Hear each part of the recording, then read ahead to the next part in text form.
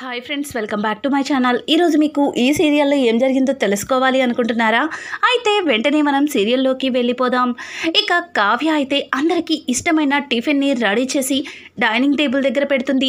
కావ్యకి పోటీగా మాయ కూడా పెడుతుంది.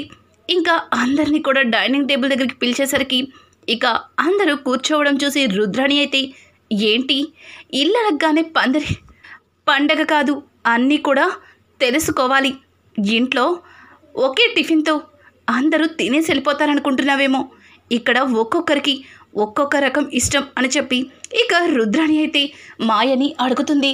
మాయ, నాకు తెలుసా ఆంటీ, అందుకే ఎవరికి ఏది ఇష్టమో అవన్నీ రెడీ చేశాను అని చెప్పడంతో, ఏంటి ఎవరికి ఏది ఇష్టమో నీకు తెలుసా? అయితే మా రాజ్కి ఏది ఇష్టమో ఒకసారి చెప్పు అని అడగడంతో, ఆయనకి ఉప్మా పెసరట్టు అంటే చాలా ఇష్టం అని చెప్పడంతో అందరూ కూడా ఆశ్చర్యపోతారు.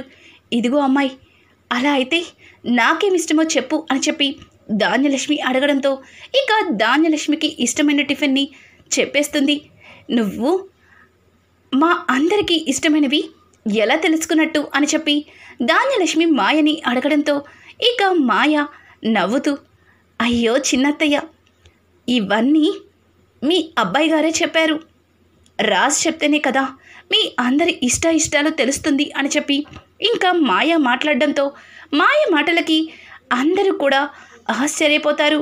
ఇక తను చేసిన టిఫిన్ని అందరికీ వడ్డించబోతుంటే ఇంకా పెద్దావిడ టిఫిన్ పెట్టద్దన్నట్టుగా చేతిని అడ్డం పెడుతుంది. అలాగే రాజ్ కూడా, సుభాష్, ఇక ప్రకాశం వీళ్ళందరూ కూడా తను పెట్టిన టిఫిన్ని వద్దన్నట్టుగా చేతిని అడ్డం పెడుతుంటారు. ఆ మాయ అయితే, ఏంటండి ఎన్ని రోజులు ఇలా తినకుండా ఉంటారు? కావ్య వెళ్ళిపోయిన తర్వాత అప్పుడు నా చేతి వంటే మీరందరూ తినాలి, ముందు చేయి తీయండి అని చెప్పి వాళ్ళ చేతుల్ని పక్కకి లాగి ఇక తను చేసింది ప్లేట్లో వడ్డిస్తుంటుంది. అది చూసిన కావ్య చాలా బాధపడుతూ అక్కడి నుంచి వెళ్ళిపోబోతుంటే ఇక రాజైతే కావ్య చెయ్యి పట్టుకొని, ఏంటి కళావతి, నాకు వడ్డించకుండానే వెళ్ళిపోతున్నావు, నన్ను పస్తులుండమంటావా అని అడగడంతో వెంటనే మాయ, అదేంటండి మిమ్మల్ని ఎలా పస్తులుంచుతాను, మీకోసం ఎంతో ప్రేమగా ఉప్మా పెసరట్టు చేశాను అని చెప్పడంతో, చూడు, ఉప్మా పెసరట్టు నాకు ఇంతకు మునుపు ఇష్టమే, కానీ ఇప్పుడు ఇడ్లీ సాంబార్ అంటేనే ఇష్టం. కళావతి, ఏది నువ్వు చేసిన ఇడ్లీ సాంబార్ పెట్టు, అది తింటుంటే చాలా కమ్మగా ఉంటుంది అని చెప్పి ఇక రాజైతే కావ్య చేసిన టిఫిన్ని చాలా ప్రేమగా తింటుంటాడు. అది చూస్తున్న మాయ చాలా కోప్పడుతుంది. ఇక అలాగే రుద్రాణి అయితే కళ్ళతో సైగ చేస్తూ, నువ్వు చేసింది కూడా పెట్టు అన్నట్టుగా ఇక అతనికి సైగలు చేస్తుంది. ఇక రుద్రాణి చెప్పినట్టు మాయ, ఏవండి ఇడ్లీ సాంబారు కొద్ది రోజులే, కానీ ఈ ఉప్మా పెసరట్టు ఎప్పుడు తినాలి, ఒక్కసారి టేస్ట్ చేయండి అని చెప్పి ఇక తను ఉప్మా పెసరట్టుని ప్లేట్లో పెట్టి రాజ్కి తినమని చెప్పడంతో తను చేసిన టిఫిన్ ప్లేట్లో పెట్టేసరికి రాజ్కి విపరీతమైన కోపం వచ్చేస్తుంది. వెంటనే ఆ ప్లేట్ని పక్కకు గెంటేసి, కళావతి, నువ్వు చేసిన టిఫిన్ పెట్టమంటే అందులో నాకు ఇష్టం లేనివన్నీ పెడతారేంటి అని గట్టిగా అరిచి అక్కడి నుంచి లేచి తన రూమ్లోకి అయితే వెళ్ళిపోతాడు. అది చూసిన రుద్రాణి, అంత ఇష్టం లేకుండా తనతో బిడ్డలు ఎందుకు కనాలి, ఇప్పుడేమో తను పెట్టే టిఫిన్ ఇష్టం లేదంటున్నాడు, మరి జీవితాంతం తను పెట్టేదే తినాలి కదా, అప్పుడేం చేస్తాడో, ఒక్క బాబు పుట్టేసరికి అప్పుడే నా మీద మోజు తీరిపోయింది దీనికి అని చెప్పి ఇక మాయ రుద్రాణి అయితే నోటికి వచ్చినట్టు మాట్లాడుతుంటారు. ఆ మాటలన్నింటినీ విన్నా కావ్య అయితే, రుద్రాణి గారు, మీ ఇష్టం వచ్చినట్టు మాట్లాడితే ఇక్కడ చూస్తూ ఊరుకోను. ఏయ్, ఏంటే రెచ్చిపోతున్నావు, నువ్వు ఆ బాబుకి తల్లినని నువ్వు చెప్పినంత మాత్రాన నిజంగా నువ్వు తల్లివైపోవు. నిజంగా నువ్వు ఆ బిడ్డని కన్న తల్లివే అయితే ఇన్ని రోజులు పాలు తాగే పసిబిడ్డని ఒంటరిగా వదిలేసావు, అది కూడా తండ్రి దగ్గర. అసలు ఆయనకి ఏం తెలుసని ఆ బిడ్డని ఆయనకి అప్పగించావు. పైగా ఈరోజు నేనొచ్చి తీసుకొచ్చే వరకు నువ్వు ఈ గడపై తొక్కలేదు అని చెప్పి కావ్య కావాలని ఇక మాయని అందరి ముందు ఇరికిస్తుంది. ఇంకా మాయ అయితే కావ్య అన్న మాటలకి కాస్త తడబడుతూ, నేనేమినా పరాయి వాళ్ళ దగ్గర వదిలేశానా? నా బిడ్డని కన్నా తండ్రి దగ్గరే కదా వదిలిపెట్టాను. వీళ్ళంతా నా కుటుంబమే కదా.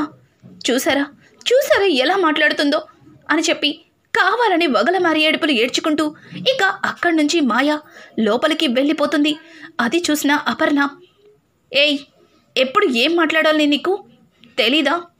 తను చూసావా ఎలా బాధపడిందో అని చెప్పి అపర్ణ మాయని సపోర్ట్ చేస్తూ కావ్య మీద చిరాకు పడి ఇంకా లోపలికైతే వెళ్ళిపోతుంది.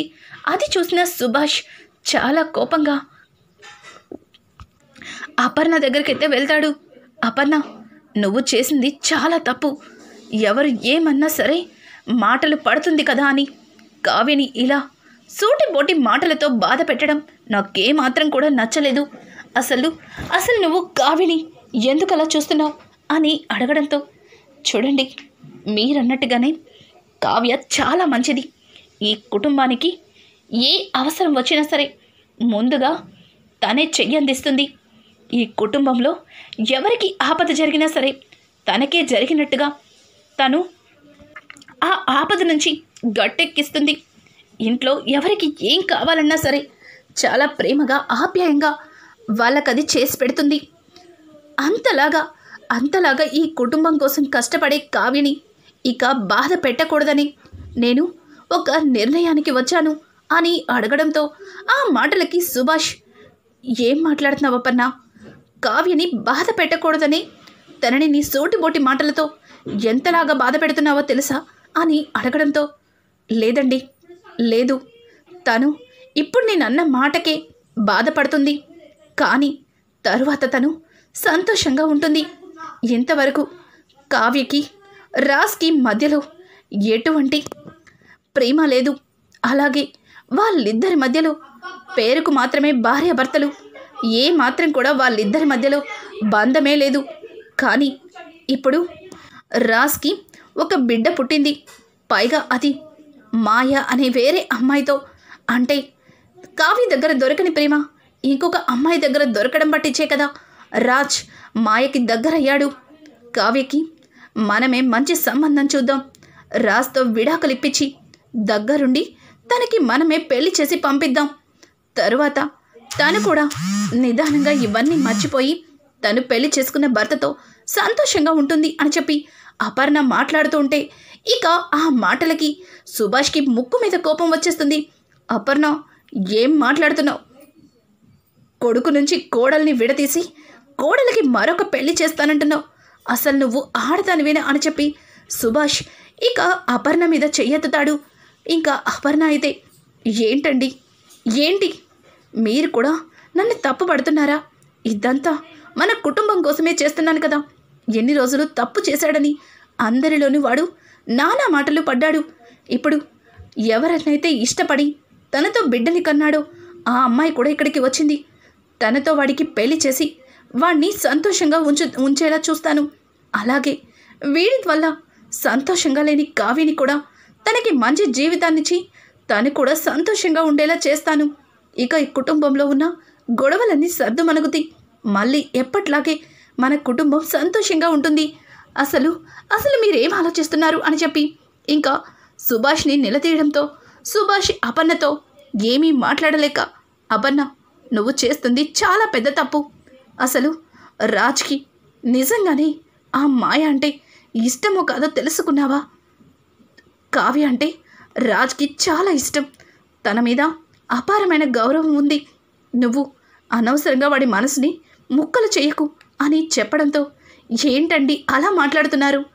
కావ్య ఇష్టమైతే వాడు కావ్యతోనే సవ్యంగా ఉండేవాడు, మరొక అమ్మాయి దగ్గరికి వెళ్ళేవాడే కాదు అని అంటుండే, అయ్యో అపర్ణ, నీకు ఎలా చెప్పాలి, ఎలా చెప్తే నీకు అర్థమవుతుంది అని చెప్పి ఇక సుభాష్ తల పట్టుకుంటాడు. ఇక కావ్య టిఫిన్ వేసుకొని రాజ్ దగ్గరికైతే వెళ్తుంది. ఏవండి టిఫిన్ అని చెప్పడంతో, నాకు ఆ పెసరట్టుప్ప ఇష్టం లేదని చెప్పాను కదా, మళ్ళీ దాన్నే ఎందుకు తీసుకొచ్చావు అని అడగడంతో, ఇది మీకు ఇష్టం లేని వ్యక్తి చేసింది కాదులేండి, నేనే చేశాను. ఎందుకు తన కోసం మీ ఇష్టాలని చంపుకోవడం అని అడగడంతో, లేదు, నేనెవరి కోసం నా ఇష్టాలని చంపుకోను. నాకు నిజంగానే సాంబార్ ఇడ్లీ అంటేనే ఇష్టం. అది కూడా కళావతి చేత్తో చేసిన సాంబార్ ఇడ్లీ అమృతంలాగా ఉంటుంది అని చెప్పి రాశిక కావ్యతో ఎమోషనల్ అవుతాడు. ఏంటండి, ఏంటిది, చిన్నపిల్లాళ్ళ ఏంటిది అని అడగడంతో, లేదు కళావతి, లేదు, నాకెందుకో భయంగా ఉంది. ఆ మాయ నిజంగానే ఇంట్లో అందరినీ మాయ చేస్తుంది. నన్ను ఇరకాటంలో పడేసింది. ఏం మాట్లాడాలో అర్థం కావట్లేదు, ఏం చేయాలో కూడా తెలియటం లేదు అని చెప్పి రాజ్ చాలా కుమిలిపోతుంటాడు. ఇక కావ్య అయితే, చూడండి, మీరేం బాధపడద్దు, మీరు ముందు ప్రశాంతంగా ఉండండి. ఆ మాయ ఎంతమందిని మాయ చేసినా సరే ఈ కావ్యని ఎప్పటికీ మాయ చేయలేదు. ఈ కావ్య చేతిలో ఎలా దొరుకుతుందో చూడండి. అసలు ఆ బిడ్డ తల్లి మాయ ఎక్కడ ఉన్నట్టు ముందు తనని మనం వెతికి పట్టుకోవాలి అని చెప్పడంతో ఆ మాటలకి రాజ్, అవును, నువ్వన్నది నిజం, కానీ ఆ మాయ ఎక్కడ ఉందని వెతుకుతాం అని చెప్పడంతో, తనకి ప్రతి నెల మావయ్య గారు డబ్బు పంపిస్తున్నారు కదా, ఈ నెల తనకి డబ్బు వేయద్దు. డబ్బు కోసం తను ఖచ్చితంగా మావయ్య గారికి ఫోన్ చేస్తుంది. అప్పుడు తనని బ్యాంక్లో వేయటానికి క్యాష్ కుదరటం లేదు, చేతికి ఇస్తామని, అలాగే తనని ఒక ప్లేస్కి రమ్మని చెప్పండి అని చెప్పడంతో ఇక కావ్య చెప్పినట్లుగానే రాజ్ మాయ కోసం డబ్బు వేయడానికి ఖచ్చితంగా మాయ కాల్ చేస్తుందని ఇక సుభాష్తో చెప్పి ఎదురు చూస్తారు. అనుకున్నట్టుగానే మాయ నుంచి ఫోన్ వస్తుంది. ఏంటి, ఈ నెల ఇంకా డబ్బు వేయలేదు అని అడగడంతో, చూడు, నీకు డబ్బు వేయడానికి మాకు బిజినెస్లో కొన్ని చిక్కుముడులు ఉన్నాయి, దానివల్ల క్యాష్ డిపాజిట్ చేయలేకపోతున్నాం, నీకు బై హ్యాండ్ ఇస్తాను అని సుభాష్ చెప్పడంతో, ఏంటి కొత్త నాటకాలు, ఎప్పుడు అకౌంట్లో వేసి నువ్వు బై హ్యాండ్ ఇవ్వడం ఏంటి అని అంటుంటే, అవును, నా మాట నమ్మవా, ప్రతి నెల నువ్వు అడగగానే నీ అకౌంట్కి ట్రాన్స్ఫర్ చేసేవాడిని, కానీ అకౌంట్స్లో కొన్ని తేడాలున్నాయి, అందుకే నీకు చేతికిస్తాను అని చెప్పి ఇంకా సుభాష్ చెప్పడంతో ఒక ప్లేస్ అయితే చెప్తుంది. ఇక అక్కడికి అనుకున్నట్టుగానే కావ్య, రాజ్ ఇంకా అలాగే సుభాష్ కూడా వెళ్తారు. ఇక సుభాష్ డబ్బిస్తుండగా కావ్య అదంతా కూడా వీడియో తీస్తుంది. ఇంకా వెంటనే ఆ మాయని పట్టుకోవడానికి ప్రయత్నిస్తారు. కానీ అప్పటికే కొంతమంది రౌడీలు ఆ మాయని అక్కడి నుంచి ఎత్తుకొని వెళ్ళిపోతుంటారు. వీళ్ళు వెళ్ళేసరికి మాయని ఆ ప్లేస్ నుంచి దాటిచ్చేస్తారు. ఇంకా మాయని పట్టుకోవడానికి వెళ్ళేసరికి అప్పటికే రౌడీలు తనని ఎత్తుకుపోతారు. ఇదేంటండి ఇలా జరిగింది, అసలు ఆ రౌడీలు ఎవరు, మాయని ఎందుకు ఎత్తుకుపోతున్నారు అని రాజ్ అడగడంతో ఇక వెంటనే కావ్య కొద్దిసేపు ఆలోచించి, ఆ రౌడీలు ఖచ్చితంగా మీ అత్త రుద్రాణి మనుషులే అయ్యుంటారు అని చెప్పడంతో సుభాష్ ఆశ్చర్యంగా కావ్య వైపు చూస్తాడు. ఏంటమ్మా, ఏంటి నువ్వు మాట్లాడేది అని అడగడంతో ఇక కావ్య ఇంట్లో ఉన్న మాయ అనే పేరుతో ఉన్న చిత్ర గురించి నిజం చెప్పడంతో ఇక ఇద్దరు కూడా షాక్ అవుతారు.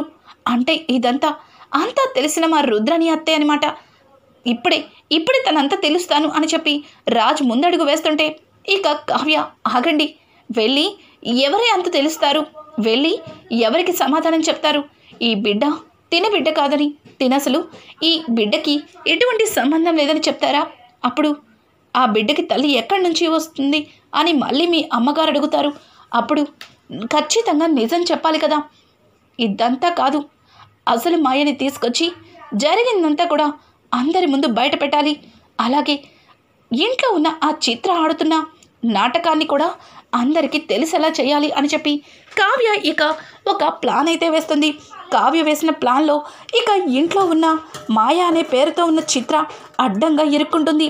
అలాగే చిత్రని తీసుకొచ్చిన రుద్రాణి అయితే టెన్షన్ పడుతూ ఉంటుంది.